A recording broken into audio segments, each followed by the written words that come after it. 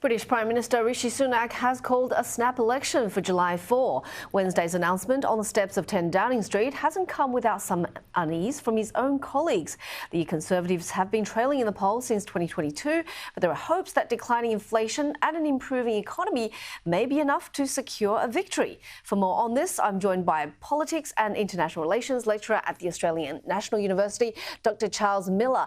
Hi there, Charles. Thank you for joining us. So let's talk about why Rishi Sunak called for this snap election. You know, even some of his own MPs are unhappy about this. Why now?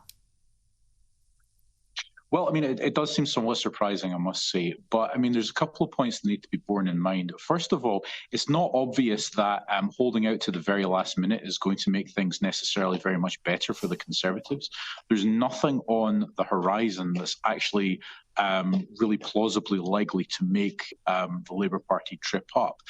Moreover, I mean, you mentioned earlier that inflation is down somewhat and net migration is down as well. And that could be just a little tiny sliver of hope for the Conservatives that they're looking to try and exploit.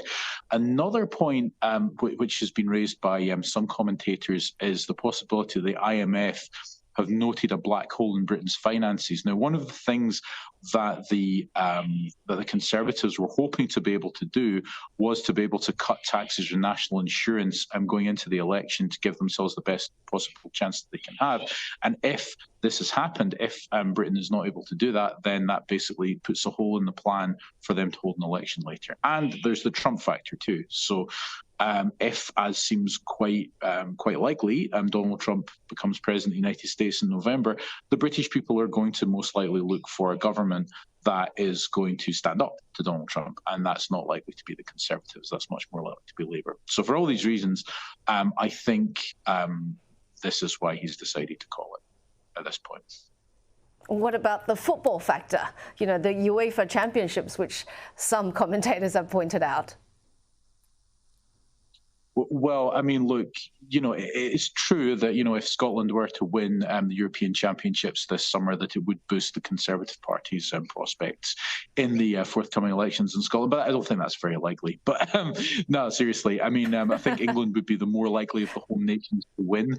But nonetheless, I don't think that that would save the Conservatives, even if it did happen. And I mean, you know, to be honest, I think they've got a reasonably good chance. But yeah, it wouldn't save the Tories if it did.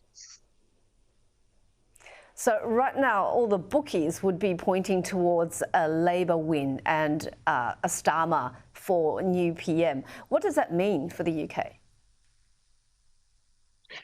Well, in terms of changes, I don't think it means a terrible amount. I mean, in terms of British foreign policy, I think Starmer will continue very much with what the Conservatives have been doing, certainly with regard to war in Ukraine, for example. I mean, you know, Labour are pretty solidly behind the Conservatives in viewing that as being a vital British national interest. I don't think that there is any serious opposition to AUKUS in Britain.